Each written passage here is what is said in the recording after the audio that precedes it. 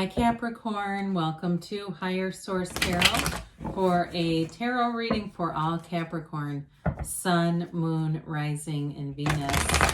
If you're new to the channel, welcome to you. I'm glad you're here. I post new readings every Friday, then again on Monday. So if a reading doesn't resonate, you can always check back in a couple of days and watch a new reading. You could check other parts of your chart to get a more complete energetic profile. Or even look around on Mondays because the style of reading is different every week. From week to week, there's a Celtic cross, there's a pick a card, there are love readings. I mean, there's all kinds of stuff. So also too, thank you to all of you who support the channel by watching readings, hitting that like button, and of course subscribing. It's fun. We'll keep doing it. And if you like tarot and you like this channel and you haven't subscribed yet, love to invite you to join us and subscribe to Higher Source Tarot. All right, what advice do you have for Capricorn, Sun, Moon, Rising, and Venus? What does Capricorn need to know, please? Messages do you have for Capricorn? All right, so we'll begin here with the tarot, and then we'll have the angel answers. Oracle cards here too. All right, you've got the Moon, the Eight of Pentacles, the Nine of Wands, the Queen of Cups, the Four of Wands, Wheel of Fortune, that Seven of Swords that keeps popping up, and the Ace of Cups. Well, I definitely feel like if you're planning something in terms of like a wedding, I got that right around in here. You know, it may feel like there's a lot of focus and attention to it, but I do feel like you'll have, whatever it is, it's going to be beautiful. I mean, you've got this, things are going to get easier, okay? It's like things are improving and becoming, like it's like they're all coming into alignment and things start to get into this sort of flow, nice energetic flow here. So you've got here Pisces, you've definitely got water, so if it's a Pisces or Cancer or Scorpio, you've got them here. You've got fire, air, and you've got all the elements. So the Moon is all about a new cycle. The back pillars represent wisdom, though, okay? So whatever you're focusing on, you may get more information about it. There may be more, if it's training that you need, opportunities show up here. It's a new phase that begins, though. And so with the Moon, it also reminds us that everything comes from the soul level, right? All creation. So getting into that, quieting your mind, being conscious about it too, so that you're being intentional and not creating by default, right? You put strong feelings with thoughts and all of a sudden you're manifesting stuff you don't want and going, oh no, cancel it. Well, a little late for that once it actually shows up.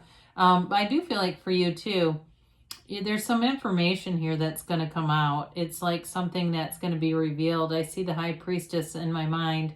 So again, I do feel like there's hidden information that comes out for you. So whatever it is, because there's a bit of an efforting kind of energy here.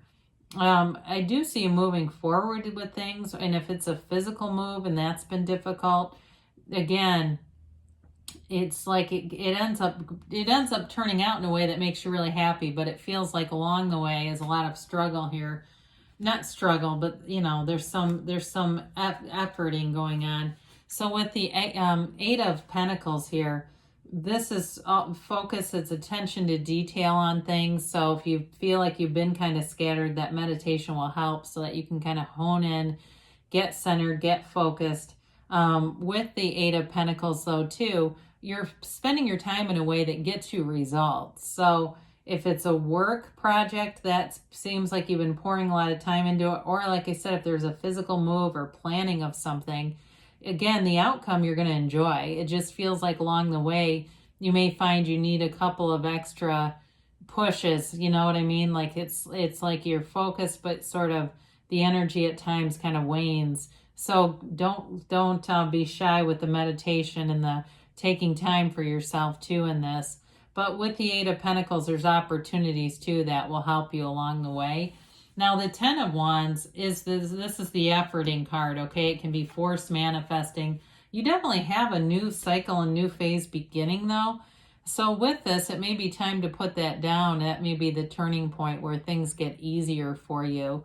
And two, delegate. You know, there's something about this, whatever you're doing, where you're taking a lot of it on yourself. And so if you can find other people or even tell other people, hey, I'm starting to need a little help here, they'll show up. It's just that there's something about you, it comes across as very independent and liking to do things a certain way. And so sometimes people may be shy about helping because they think, well, I won't do it maybe the way Capricorn wants it, so I don't get involved. But with this 10 of Wands, it may be time to, especially if it's a physical move or, like I said, planning something.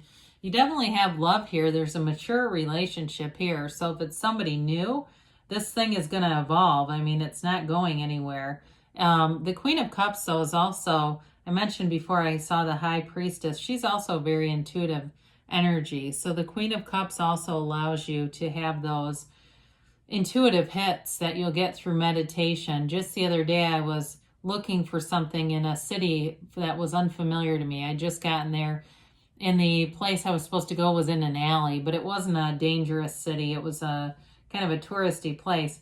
Well, lo and behold, there were 2 alleys with identical addresses. And it's all that intuition that says, hey, go across the street, try the other alley, even though I was standing in front of the address of the place. It was not the correct place. I go to the other alley, and that's when I figured out, oh, they have the exact same addresses on each side.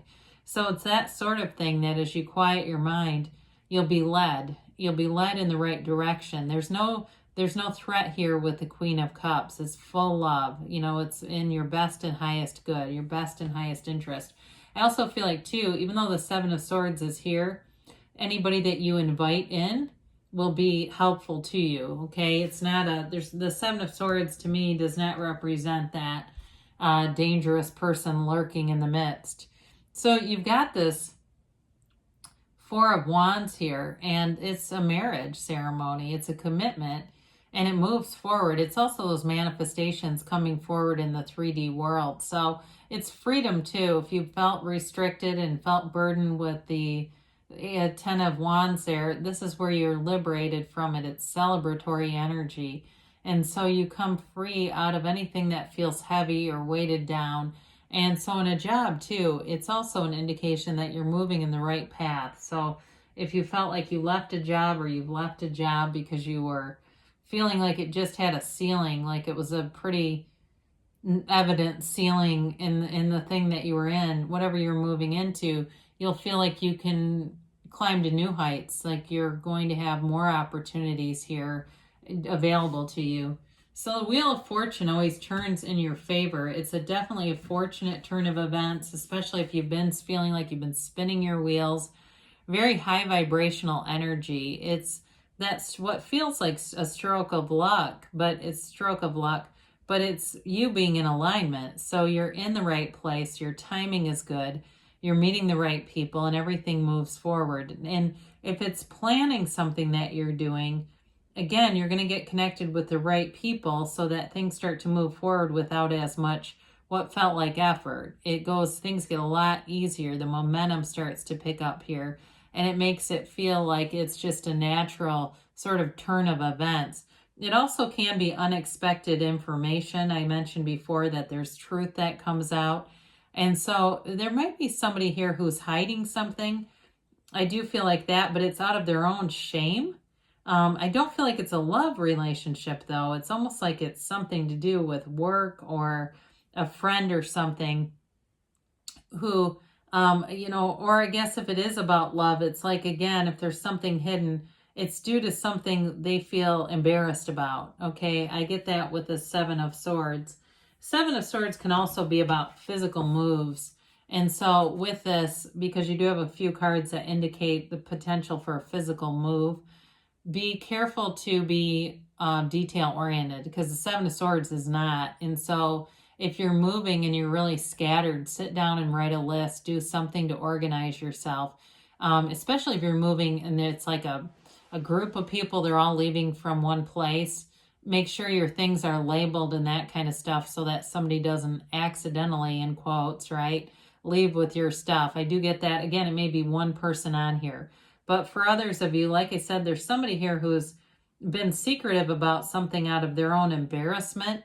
And so that compassion of the Queen of Cups will really help with that, because that's a very approachable energy. I wouldn't have minded in some ways. I know this doesn't sound like compatible roommates, but the Fool being here just because it's such an approachable kind of non-judgmental energy. So the Ace of Cups, we talked earlier, you've definitely got a love relationship here that runs the distance.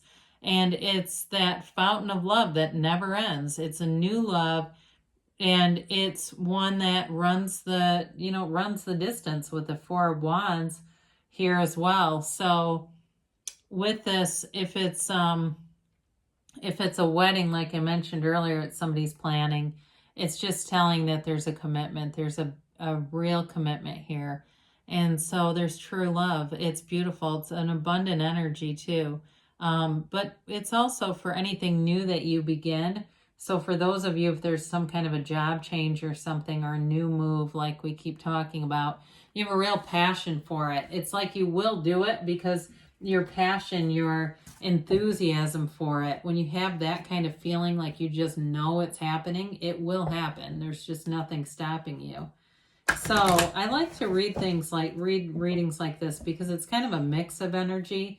I mean, even though there's definitely very positive aspects in the reading, it still shows the real life things that we can encounter. And I enjoy that. That's why the tarot is always your best friend, because it will tell you the truth. They don't dance around some of our, life, earth school experiences that we encounter on our hero's journey. All right, so you have abundance showing up, and we just said that, didn't we? So especially with that Ace of Cups, there's an abundant. Now, they say ask your angels. This is often the thing that we're missing in manifesting. We don't ask, what do I need to see? What do I need to do? What are my next steps? What do I need to know about this? And you have success coming. This always reminds me of the Chariot. It's that, and even the Four of Wands, I could see that there too. Within the next few weeks, so things are coming together for you. You've got a yes, okay? So whatever you can see in your mind, you can create in your reality. We do it all the time. Sometimes it's even things we don't want, but we're still doing it. So good things are on the way for you, Capricorn. I love you, and I'll be back again soon.